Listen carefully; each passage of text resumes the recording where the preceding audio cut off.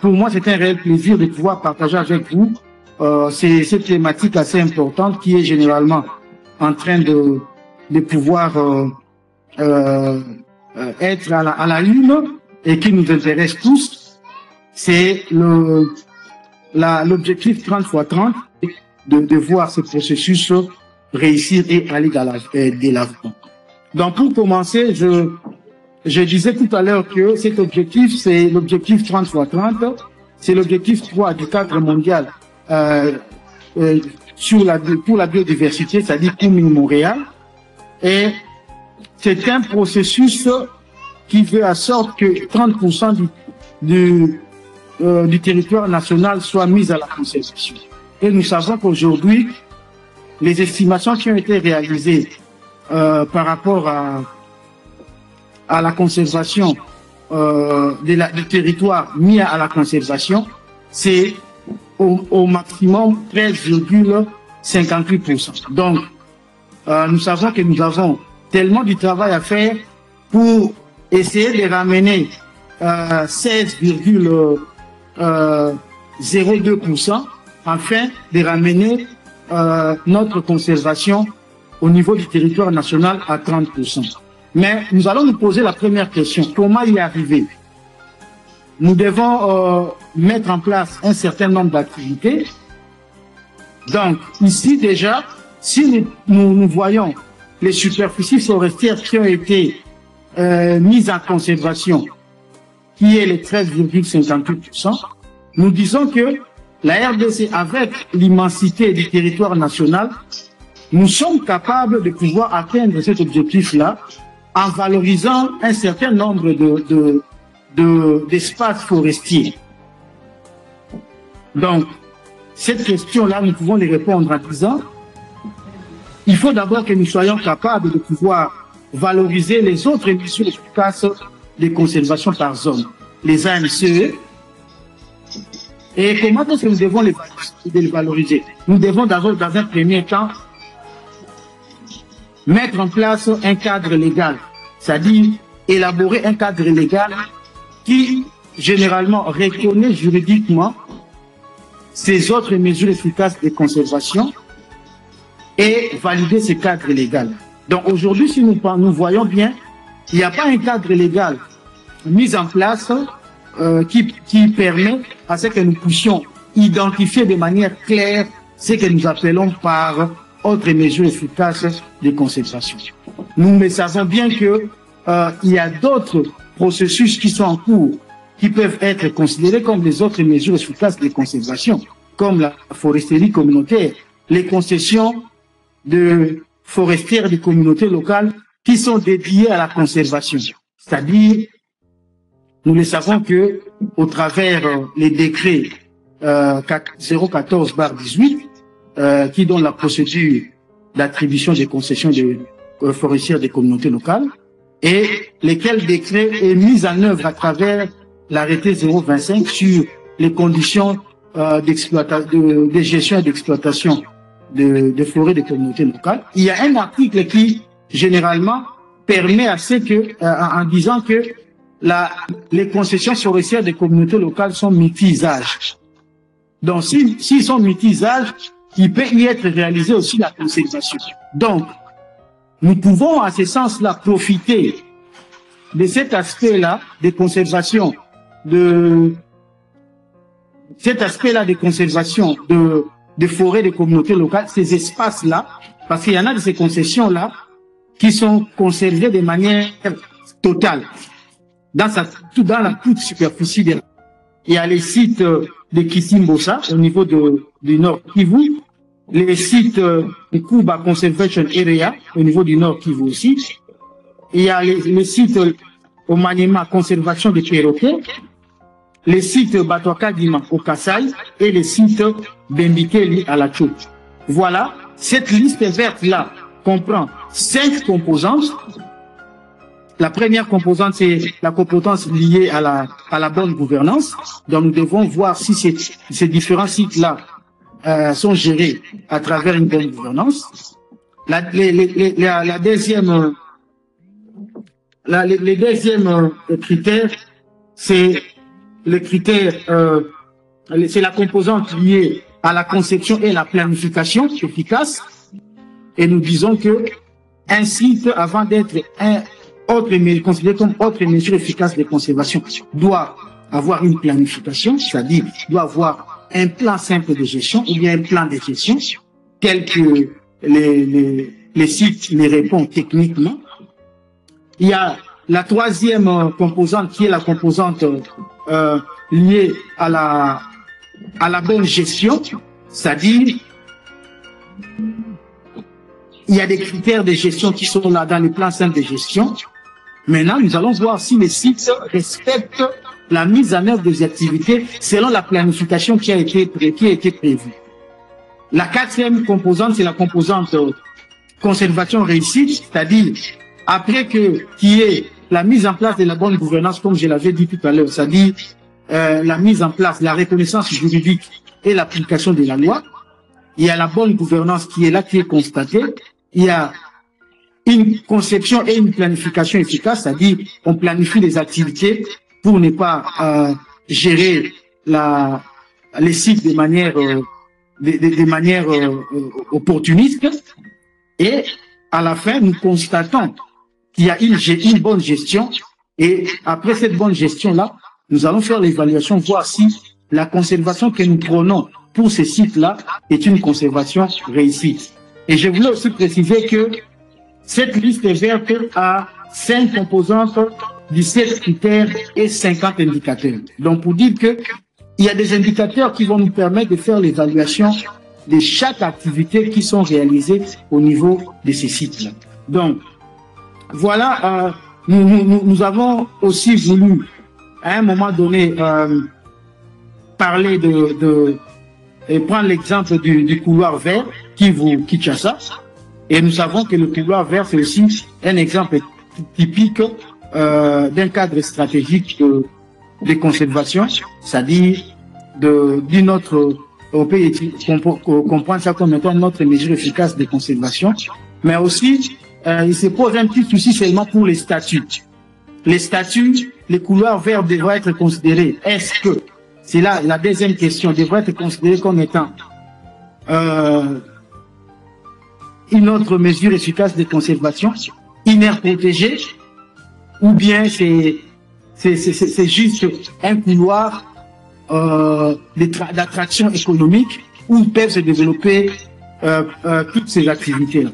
Voilà un peu de manière un peu brossée ce que nous avons voulu partager avec vous. Donc, je peux reprendre en disant que il y a eu la première étape que nous avons appelée la reconnaissance juridique des autres mesures efficaces de conservation, à l'instar du couloir vert. La deuxième étape, nous avons parlé des suivis des mises en œuvre des activités, c'est-à-dire il doit être développé un certain nombre d'activités qui généralement s'adaptent à la conservation. Et nous avons pris l'exemple de la mise en œuvre de la liste verte de l'UICN, et dont nous avons relevé les 5 composantes, les 17 critères et les 50 indicateurs. Donc, lors de notre passage auprès du groupement de l'ITELI, nous avons passé en revue tous ces éléments-là, tous ces critères et tous ces indicateurs. Là, c'était notre équipe. Il y a des équipes d'experts qu'on appelle des Eagles qui se sont rendus aussi dans ces autres sites. Et au jour d'aujourd'hui, il y a 2 sites qui doivent être encore visités. Il y a les sites de conservation de perroquets gris au Maniema. Je pense qu'il y aura une mission qui sera détachée il n'y a pas longtemps. Et les gens vont y aller. Et il y a les sites des Batoka Dima au niveau du Kasaï. Il y a les sites de Kisimbosa au niveau du Nord Kivu. Les sites de Kuba Conservation Area au niveau du Nord Kivu aussi. Il y a les sites au Maniema Conservation des perroquets, les sites Batoka Dima au Kasaï et les sites Bembikeli à la Tchou. Voilà, cette liste verte-là comprend 5 composantes. La première composante, c'est la compétence liée à la bonne gouvernance. Donc, nous devons voir si ces différents sites-là sont gérés à travers une bonne gouvernance. La deuxième les deuxièmes critères, c'est le critère, c'est la composante liée à la conception et la planification efficace. Et nous disons que un site, avant d'être considéré comme autre mesure efficace de conservation, doit avoir une planification, c'est-à-dire doit avoir un plan simple de gestion ou bien un plan de gestion tel que les sites les répondent techniquement. Il y a la troisième composante qui est la composante liée à la bonne gestion, c'est-à-dire il y a des critères de gestion qui sont là dans le plan simple de gestion. Maintenant, nous allons voir si les sites respectent la mise en œuvre des activités selon la planification qui a été prévue. La quatrième composante, c'est la composante conservation réussite, c'est-à-dire après qu'il y ait la mise en place de la bonne gouvernance, comme je l'avais dit tout à l'heure, c'est-à-dire la mise en place, la reconnaissance juridique et l'application de la loi. Il y a la bonne gouvernance qui est là, qui est constatée. Il y a une conception et une planification efficace, c'est-à-dire on planifie les activités pour ne pas gérer les sites de manière opportuniste. Et à la fin, nous constatons qu'il y a une bonne gestion. Et après cette bonne gestion-là, nous allons faire l'évaluation, voir si la conservation que nous prenons pour ces sites-là est une conservation réussie. Et je voulais aussi préciser que cette liste verte a 5 composantes, 17 critères et 50 indicateurs. Donc, pour dire que il y a des indicateurs qui vont nous permettre de faire l'évaluation de chaque activité qui sont réalisées au niveau de ces sites-là. Donc, voilà, nous avons aussi voulu, à un moment donné, parler et prendre l'exemple du couloir vert Kivu-Kinshasa. Et nous savons que le couloir vert, c'est aussi un exemple typique d'un cadre stratégique de conservation, c'est-à-dire d'une autre, on peut comprendre ça comme étant une autre mesure efficace de conservation, mais aussi il se pose un petit souci seulement pour les statuts. Les statuts, les couloirs verts devraient être considérés. Est-ce que, c'est là la deuxième question, devraient être considérés comme étant une autre mesure efficace de conservation, une aire protégée, ou bien c'est juste un couloir d'attraction économique où peuvent se développer toutes ces activités-là. Voilà un peu de manière un peu brossée ce que nous avons voulu partager avec vous. Donc, je peux reprendre en disant que il y a eu la première étape que nous avons appelée la reconnaissance juridique des autres mesures efficaces de conservation, à l'instar du couloir vert. La deuxième étape, nous avons parlé de suivi des mises en œuvre des activités, c'est-à-dire il doit être développé un certain nombre d'activités qui généralement s'adaptent à la conservation. Et nous avons pris l'exemple de la mise en œuvre de la liste verte de l'UICN, et dont nous avons relevé les cinq composantes, les 17 critères et les 50 indicateurs. Donc, lors de notre passage auprès du groupement Bembiteli, nous avons passé en revue tous ces éléments-là, tous ces critères et tous ces indicateurs. Là, c'était notre équipe qui a des équipes d'experts qu'on appelle des Eagles, qui se sont rendus aussi dans ces autres sites. Et au jour d'aujourd'hui, il y a 2 sites qui doivent être encore visités. Il y a le site de conservation de perroquets gris au Maniema. Je pense qu'il y aura une mission qui sera détachée il n'y a pas longtemps. Et les gens vont y aller. Et il y a le site des bateaux Kadima au niveau du Kasaï qui Merci beaucoup.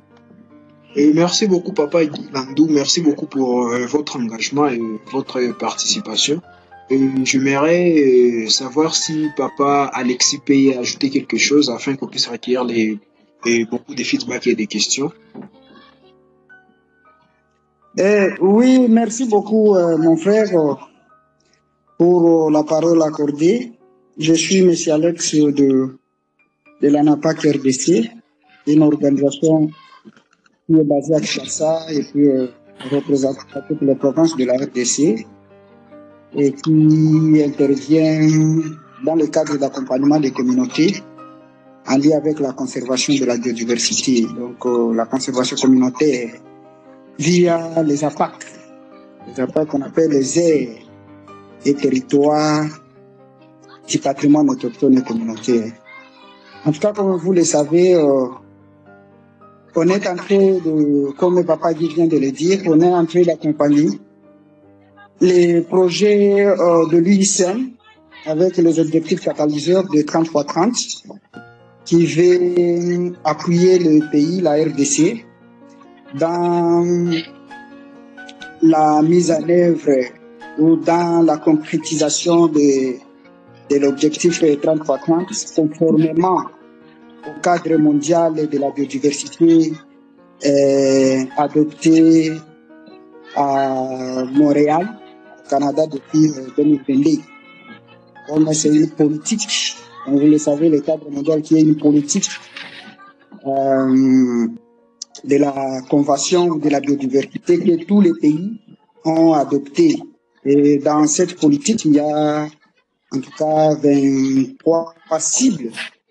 Et parmi outre les troisième cibles de ce cadre, qui demandent à élargir les espaces de conservation à 30% d'ici 2030.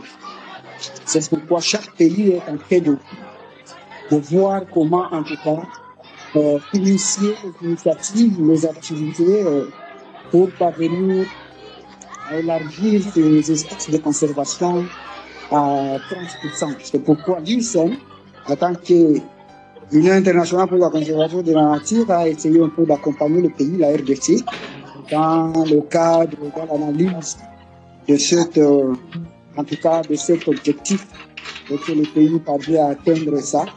Il faut qu'il y ait un engagement de l'UICN. Alors, cet engagement, en tout cas, se manifeste dans plusieurs angles. Parce que, d'une manière, avec l'objectif 33, d'une manière, il faut regarder les aires protégées. D'autre manière, il faut regarder les AMC, comme le papa vient de le dire. Il demande encore une autre explication parce que, à l'heure de tout, comme il a soulevé, il y a ces défis.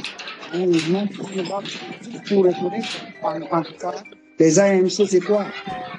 Et puis, il faut accompagner dans ça pour définir un cadre juridique pour la reconnaissance des AMC et l'analyse des AMC. Et les troisième initiatives après les AMC, ce sont les territoires qui sont conservés. Et quand on parle de ces territoires, ce sont des APAC. Hein, des APAC. Alors, tous ces trois-là font constitue en tout cas un projet pour l'objectif 30. Maintenant, l'UICN, dans cette lutte, est en train de faire d'abord comprendre à la RDC, amener les experts à une compréhension commune sur les AMC. Et cette compréhension commune, on a passé par des formations pour comprendre les critères. Pour parler d'une AMC, il y a en tout cas oui, parce que l'AMC n'est pas une aire protégée. Par exemple, je donne un exemple type par rapport au premier critère de l'AMC, ce n'est pas une aire protégée. Et puis, il y a d'autres critères là qui permettent de définir vraiment l'AMC. Et c'était ça d'abord le premier défi, où on devait comprendre les différents critères. Alors, oui, le projet est toujours à œuvrer avec les acteurs qui sont engagés. Et aujourd'hui, l'UICN était le premier à monter à définir une stratégie 30x30. Une stratégie alimentaire. C'était, comment dirais-je, en termes d'un atelier qui a permis à ce que le député national comprenne en tout cas les engagements pris par l'État congolais au niveau international. Et parce que dans le but, par exemple, de pouvoir reviser la loi sur la conservation de la nature, parce que vous savez, notre loi sur la conservation de la nature ne prend pas en compte les autres dimensions, là, les AMC, ne prend pas en compte les autres initiatives, par exemple les APAC. Comment la loi sur la conservation de la nature, la modification de cette loi peut parvenir à intégrer les autres approches là pour qu'il y ait vraiment un engagement de l'État à l'atteinte de l'objectif 30x30. Voilà pourquoi on a pensé que vraiment la révision de la loi sur la conservation de la nature pourrait prendre vraiment ces différentes initiatives, afin vraiment d'avoir une idée d'élargir notre espace de conservation à 30% d'ici 2030. Voilà, ça ce sont des initiatives ou des actions que nous, acteurs de la société civile, nous sommes en train d'accompagner, en tout cas l'État, et qui nous sommes dans sa vision, sa vision d'accompagnement de l'État congolais à avoir une stratégie 30x30 qui peut orienter ces aspects de conservation de la biodiversité. Voilà, c'était ça l'idée que je voulais ajouter par rapport à ça. Merci. Et merci beaucoup, Papa Alexis, et merci beaucoup à vous, Papa Guy. Et nous aimerions recevoir des feedbacks, des questions s'il y en a, pour qu'on puisse enrichir notre débat. Merci beaucoup. Je commence par les bonheurs, veuillez réagir, et on prend des questions, et pour nous aussi va réagir.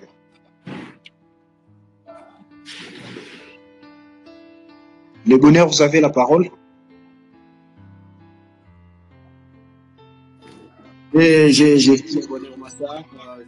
Je travaille pour ANAPAC RDC, je suis facilitateur communautaire. Je suis chargé de l'implémentation dans les paysages centres du projet UICN que Alex a soulevé. Et je suis aussi parmi les facilitateurs qui facilitent les UGL pour les types de la liste verte au niveau des bacs d'Imba qui a été écouté par... En fait, je voulais juste réagir par rapport à la question que Papa Guy avait soulevée dans son speech par rapport au statut qu'il fallait conférer à ces couloirs écologiques.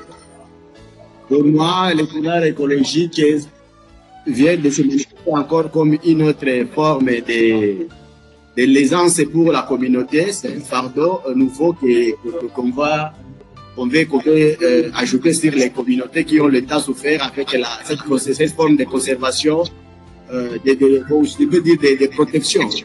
Parce que chez nous en RDC, on a longtemps souffert de la conservation sous forme de protection, donc par les aires protégées.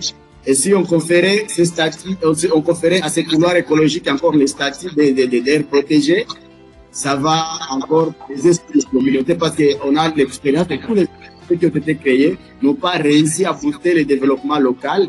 Les communautés n'ont pas même inclus les communautés. Même ça n'a pas même réussi à conserver la biodiversité. Par contre, il y a encore perte de biodiversité dans les aires protégées qui est par les concessions, les forêts, soit les concessions, les territoires détenus par les communautés locales et les peuples autochtones qui sont gérés dans des règles traditionnelles et coutumières. D'où, pour moi, l'idée était de ne pas justifier sur ce qui est air protégé ou quoi, mais plutôt de promouvoir la conservation communautaire, c'est basé et fondé sur les règles traditionnelles et coutumières. Juste ça, merci pour... Merci pour votre question. On aimerait prendre une deuxième autre question. Mourou, vous avez la parole.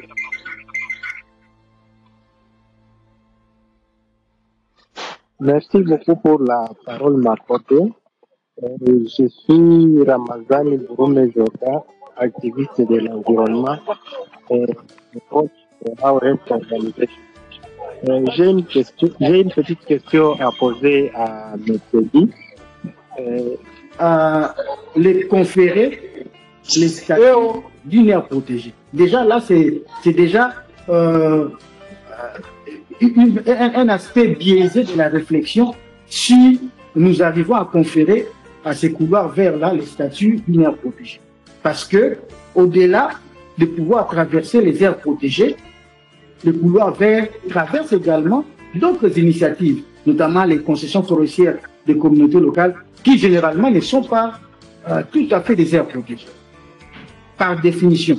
Voilà. Donc, logiquement, je pense qu'on n'est pas divergents dans nos idées, nous disons la même chose, et c'est ça mon inquiétude qui doit rassurer tout le monde que, au-delà des discussions que nous sommes en train de mener avec les autres parties prenantes, nous devons nous réfléchir autour du statut que nous devons conférer à ces couloirs verts qui a été créé. Donc voilà ce que je peux dire de manière claire à cette question-là, ou bien à la préoccupation de mon cher ami Les Bonheurs Blancs. Pour ce qui est de la préoccupation de mon ami Bougoumé Ramazani, en fait, les indicateurs qui doivent logiquement nous faire de la liste verte qui doivent nous amener à voir qu'il y a une contribution à la protection de la biodiversité, à la gestion de la biodiversité. J'ai essayé ici de donner les contenus de manière succincte de la liste verte. J'avais dit que la liste verte a 5 composantes que j'avais citées. La première composante, bonne gouvernance. La deuxième composante, conception et planification efficace. La troisième composante, c'était une bonne gestion. La quatrième composante, c'était une conservation réussie. Et la cinquième composante, que je n'ai pas voulu décrire ici, mais c'est le suivi et évaluation. En fait, il ne peut avoir suivi et évaluation que lorsqu'il y a eu mise en œuvre des activités. Donc, dans le suivi et évaluation, il y a des indicateurs qui vont renseigner l'indicateur de la seconde composante, qui est la planification, conception et planification. Cette planification passe à travers un plan simple, le plan de gestion. Ça peut être un plan de gestion pour une aire protégée. Et dans les plans simples, dans les plans de gestion, nous voyons, on décrit un certain nombre d'activités qui sont projetées pour la mise en œuvre dans les années qui vont venir. Les plans de gestion, sa mise en œuvre est comptée pour 5 ans. Donc, dans ces plans-là, nous verrons des activités qui sont prévues pendant 5 ans. Dans le plan, il y a aussi les plans simples de gestion pour des concessions de petits espaces, moins de 50 000 hectares, donc 50 000 hectares top. Il faut un plan simple de gestion. Et c'est dans la même procédure. Dans les plans simples de gestion également, nous retrouvons les différentes activités qui sont prévues pour la gestion du site, bien la gestion de l'espace dédié à la conservation. Donc, ces activités-là, qu'on appelle aussi, il y a aussi certaines activités alternatives pour permettre à ce que les communautés ne fassent pas une grande pression sur l'espace conservé.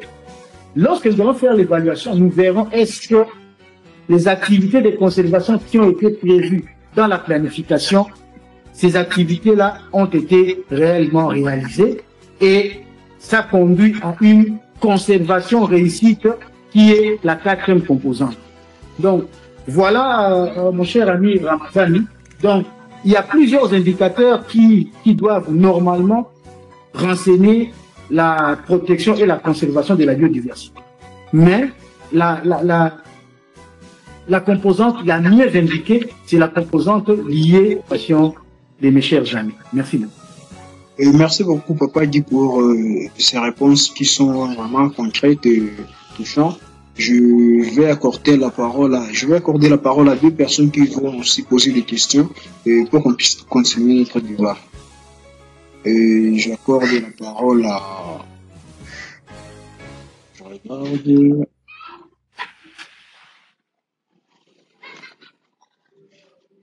Bon, je crois qu'il n'y a pas...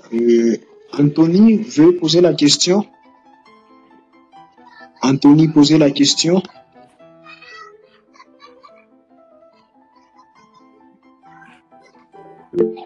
Anthony, veuillez poser la question, s'il vous plaît, Anthony. Voilà, bonjour à tous. Bonjour.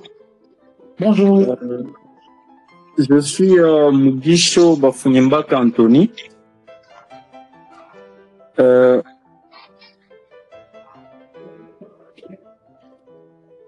de prime abord, pour cette initiative de ces beaux cadres d'échange. En fait, j'avais deux questions à vous poser, si vous les permettez. Ben, certainement que je ne suivais pas, en tout cas, cette conférence avec intérêt, modération, au vu aussi de la mauvaise connexion actuellement. Merci, en tout cas, à tous les webinaires qui sont dans ces forums. Mais j'aimerais commencer par poser peut-être cette question. Quels sont les autres projets qui ont précédé ce programme 30x30? Ces projets, donc les projets qui ont précédé cet objectif 30x30, peut-être si peut-être il y a ces projets, vous pouvez justement nous faire signe. Mais autre chose, j'ai en tout cas suivi les exposés. Mais malheureusement, nulle part où on avait souligné quels sont les défis que, par exemple, nous pouvons rencontrer, surtout parmi les zones qui ont été précitées dans les exposés des uns et des autres, mais aussi comment est-ce que nous pouvons remonter à ces difficultés. Merci beaucoup. C'était justement ça ma petite question. Merci à vous, Anthony. Je laisse les panélistes répondre et puis on va revenir. Ok. Merci beaucoup, mon cher ami Anthony, pour les deux questions. Bon, en termes de projets, il y a eu plusieurs projets, hein, même des projets bien avant qui ont précédé. En fait, c'est que je peux dire que ces projets-là tournaient autour du premier cadre qui était les objectifs de Daichi. Dans les 20 objectifs Daichi, il y a eu des projets, c'est-à-dire pour dire que à chaque fois qu'il y a pour la décennie 2010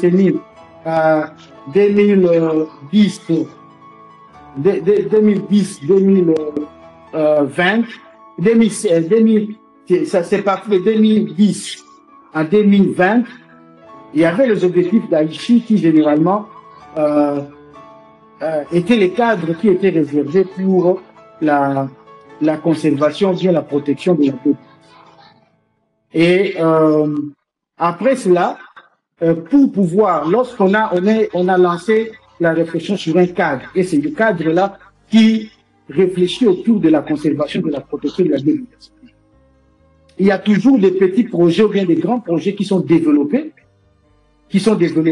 autour de comme appui du cadre qui est en place, notamment à ce moment-là, c'était les objectifs d'Aichi. Il y a eu plusieurs projets et la mise en place du centre de formation, du centre national de formation. Et c'était pour pouvoir, ça c'est un projet que je connais assez bien parce que c'est un projet développé au niveau de la direction du développement durable pour pouvoir permettre à toutes les parties prenantes d'échanger et de rendre disponibles les informations sur la gestion de la biodiversité. Donc, il y a toujours des projets comme ça qui viennent en appui aux résolutions du cadre pour essayer d'avancer. De la même manière, aujourd'hui, nous avons l'objectif, la stratégie 30x30 et l'objectif 30x30. Il y a des projets maintenant qui viennent avec l'option de pouvoir. Je vous prends un exemple d'un projet qui est proche, que j'ai dû connaître, et je sais que ce projet-là est venu à l'appui aux objectifs d'Aichi pour essayer de mettre en œuvre. Comme il sera aussi aujourd'hui question pour l'objectif 30x30, pour le cadre mondial de la biodiversité Kunming-Montréal, il y aura des projets qui viendront pour appuyer afin de pouvoir renseigner les indicateurs du cadre mondial. Bon. Et pour votre information, je peux dire qu'il y a aussi déjà un petit projet avec la GIZ où on est en train l'article 6 maintenant de la Convention qui dit après la mise en œuvre d'un cadre, chaque pays doit devoir revoir sa stratégie nationale sur la biodiversité. Donc, c'est ce qui est en train de faire maintenant là. Il y a un petit projet avec la GIZ qui est en train d'appuyer ce qu'on appelle une task force qui a été mise en place Et la task force là s'occupe de l'actualisation de la stratégie nationale, stratégie et plan d'action national sur la biodiversité, pour lesquels moi et mon cher ami Alex, nous sommes membres de cette task force là. Voilà. Pour la deuxième question, les défis, je pense que bon, il doit y avoir un petit souci de connexion. Les défis, nous l'avons dit, nous l'avons dit aujourd'hui. Il y a un grand souci de pouvoir identifier juridiquement qu'est-ce qu'on entend parler par autre mesure efficace de conservation. Mais mon cher Alex l'a dit, qu'il y a eu des critères qui ont été identifiés. Au-delà des critères, je pense que la loi, la reconnaissance juridique, c'est le passage obligé pour permettre à ce que, du point de vue réglementaire, que nous puissions, nous basant sur ces critères-là, dire que ces sites, c'est une autre mesure efficace de conservation parce que ça répond à tel critère et tel critère, et à l'issue de cela, quel document lui est décerné pour pouvoir les reconnaître juridiquement. Donc, en fait, c'est ça. C'est ça, ces défis que nous avons aujourd'hui. J'avais dit, j'avais identifié plusieurs opportunités que nous avons. Nous avons les forêts de communautés locales dédiées à la conservation. Il y a, mon cher ami Alex a parlé des impacts, tout ça.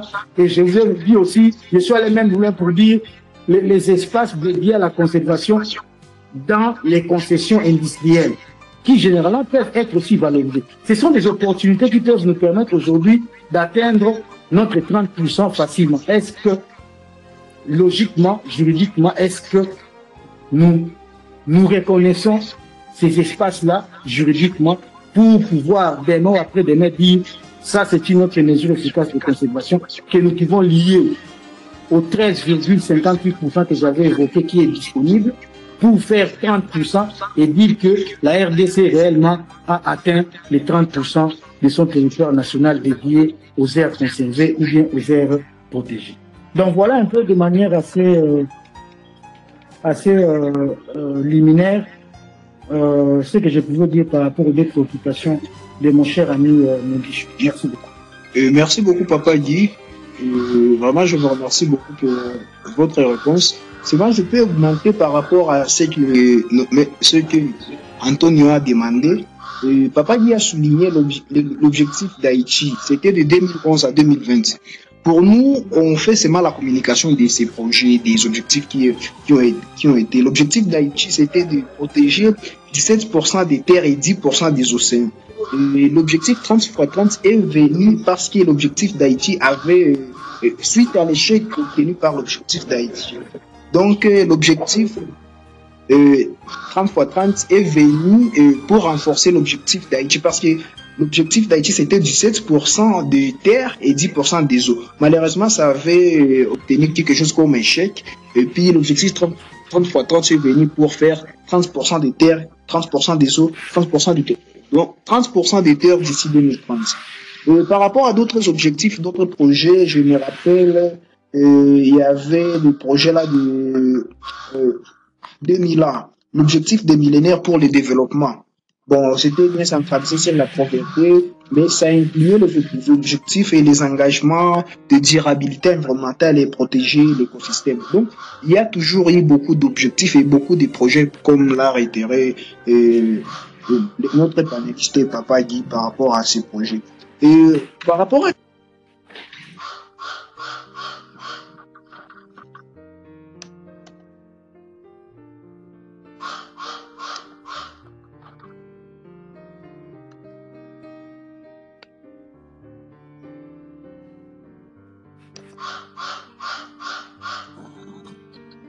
Robert, vous avez la parole.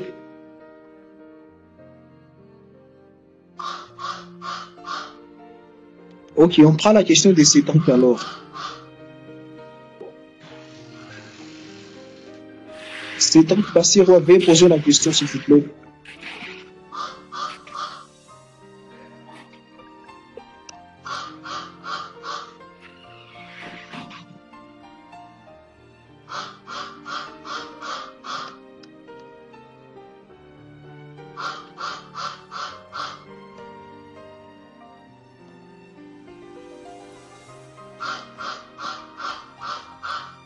Cédric Bassiro avait posé la question. Moulingambo Norbert avait posé la question. Bonjour. Bonjour. Je suis Cédric Bassiro.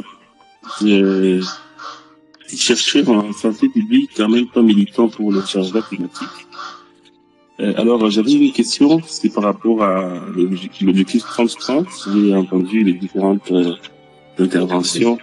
Alors, j'aimerais savoir si dans l'objectif, il y a aussi le soutien des initiatives et des projets environnementaux qui cadrent avec la résilience climatique et écologique dans le même cadre de la préservation de la biodiversité.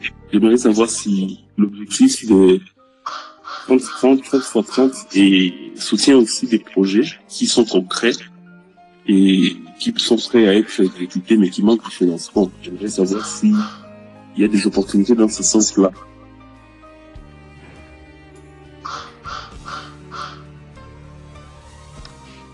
Merci beaucoup pour votre question, Papa Cédric. Je ne sais pas si Norbert peut poser la question ou on répond et on passe directement à la conclusion.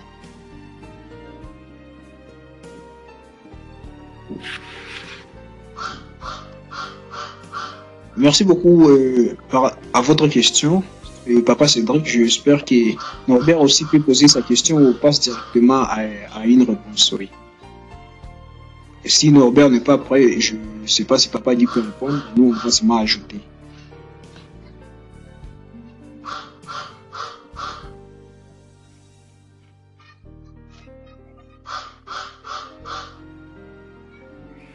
Ok, merci beaucoup.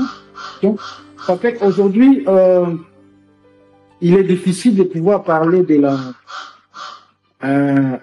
la gestion, bien de la protection de la biodiversité et de les souffrir du changement climatique, parce que ce sont des conséquences aussi néfastes du changement climatique qui jouent un rôle aussi dans la dégradation de la biodiversité.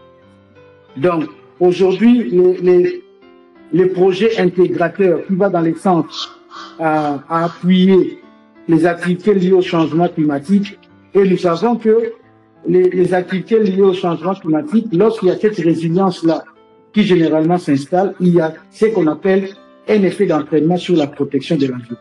Je prends un exemple concret aujourd'hui, si on mettait en œuvre un projet de restauration.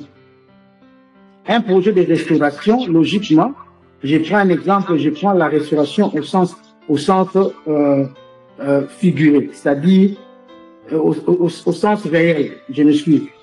C'est-à-dire, nous faisons les reboisements, ok? Nous faisons les reboisements et nous voyons que lorsque nous allons reboiser, admettons, 20 000 hectares, dans les 20 000 hectares là que nous allons reboiser, nous allons accroître la capacité de séquestration de cet espace-là, de cette zone-là.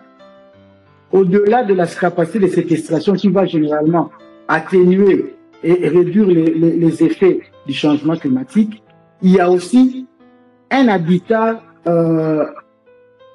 sécuritaire qui se crée pour la biodiversité. Donc, il y a une restauration des forêts. Or, nous savons que la forêt, c'est un habitat de la biodiversité.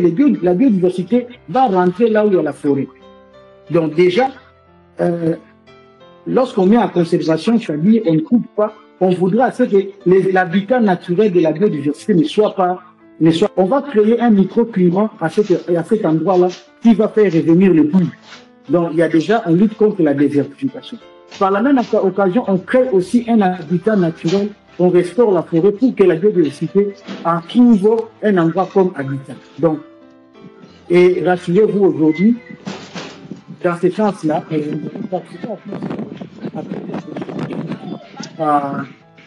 à des conférences, des journées de réflexion avant que la délégation de la RDC parte en conférence des partis sur le changement climatique. Il y a eu 4 jours de réflexion où nous avons fait partie. Il y a aussi, de la même manière, 3 jours de réflexion pour la diversité biologique. Ça s'est tenu en Banzangou où nous avons fait partie. C'est-à-dire aujourd'hui, il y en a aussi 2 jours avec la désertification aujourd'hui, les activités de ces trois conventions-là doivent être mises en œuvre de manière synchronisée. Et on peut avoir seulement un seul projet, mais qui est intégrateur et qui prend en compte les trois besoins de ces trois conventions réunies et par la même occasion résoudre tous les problèmes que nous avons, et pour les changements climatiques, et pour la protection de la biodiversité également, pour la lutte contre la désertification. Voilà, mon cher Cédric, ce que je voulais dire. Donc, soyez apaisés. S'il y aura des projets qui seront développés, je pense que la priorité sera faite à des projets intégrateurs qui prendront en compte les besoins de ces trois conventions réunies comme je. Merci beaucoup. Et merci beaucoup, Papa Guy, pour votre réponse. Je remercie tous les panélistes qui ont participé. Je remercie toutes les personnes qui ont participé aussi. Ce que je veux seulement souligner, ce que je veux dire seulement par rapport au projet, le projet c'est 30x30 qui vise à protéger 30% des terres d'ici 2030. Et ça s'inscrit dans les cadres mondiaux de la biodiversité, des lignes Montréal, adoptés lors de la COP 15. Il vise à conserver équitablement en reconnaissant les droits des peuples autochtones.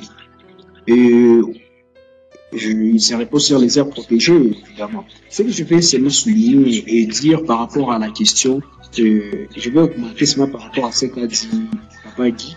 Les projets rencontrent beaucoup de défis. Et ce que je peux dire comme réforme, les subventions, c'est par rapport au déroulement de ces projets, c'est parmi les défis. Parce que, d'une manière concrète, ça veut dire que les projets, ça se déroule très bien, mais par rapport au rapport des personnes, je me rappelle, dans ces rapports, il disait que pour qu'il y ait une mise en œuvre efficace de ces projets, il faut qu'il y ait au moins qu'on puisse réunir 500 milliards par an de dollars pour réaliser au moins réaliser des activités dans le cadre de conserver et préserver 30% des terres. Il y a ça comme défi aussi, c'est les financements, mais il y a des projets, si vous êtes seulement connecté, comme Papa Guy l'a souligné, il y a vraiment des projets et c'est subventionné quelquefois quand il y a les fonds.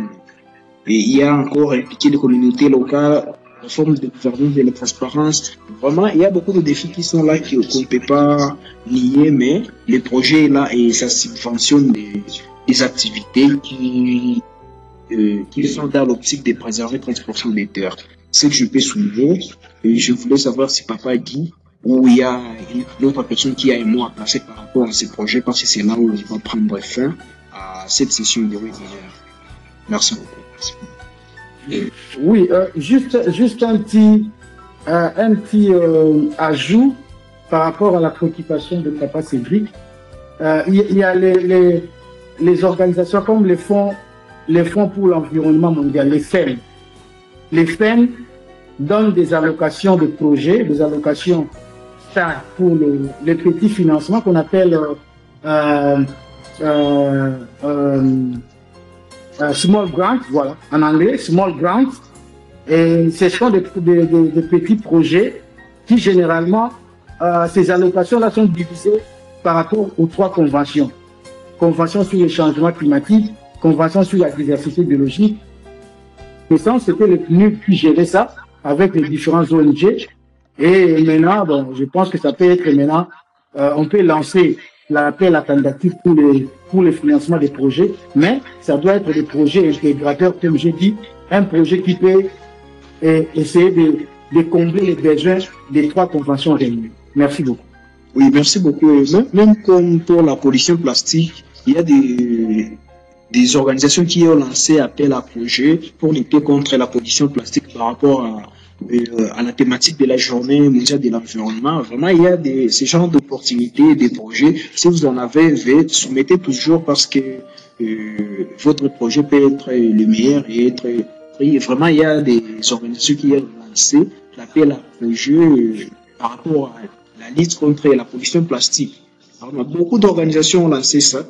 Je ne sais pas, on serons toujours connectés. Et je ne sais pas s'il y a quelqu'un qui veut placer un nom. C'est vrai que vous avez toujours une préoccupation au commun parce que c'est là où on va prendre une pause par rapport à notre session. Merci. Merci beaucoup. Merci beaucoup. Comme je tiens à dire,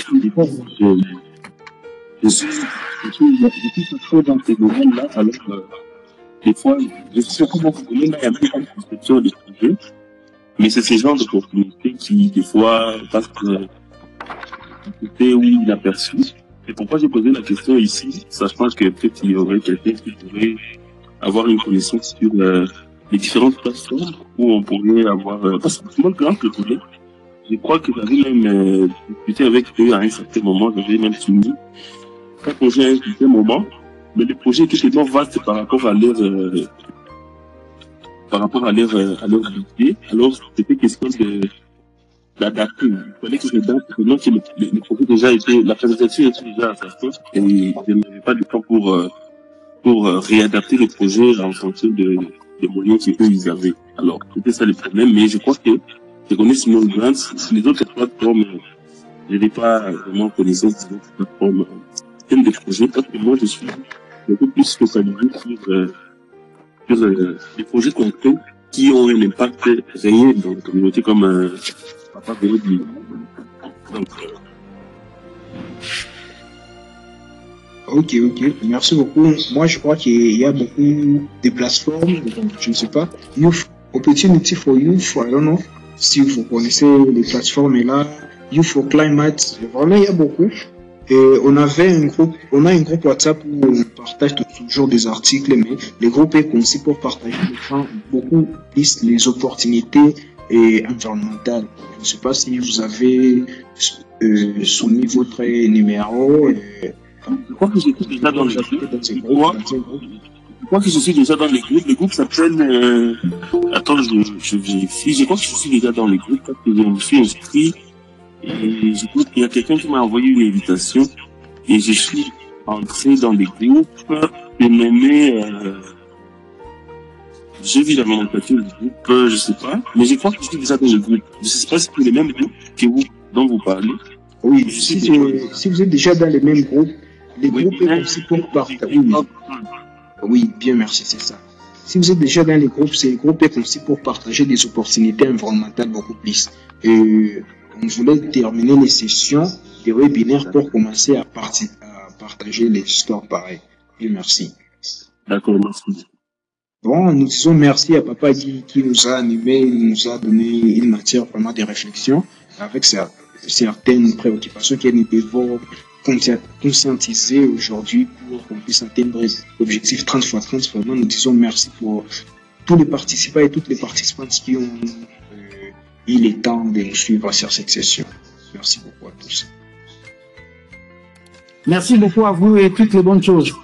Merci réciproquement, Papa Guy.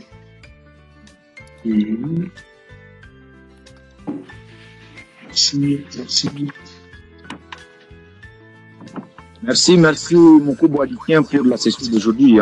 Et merci à Smandi.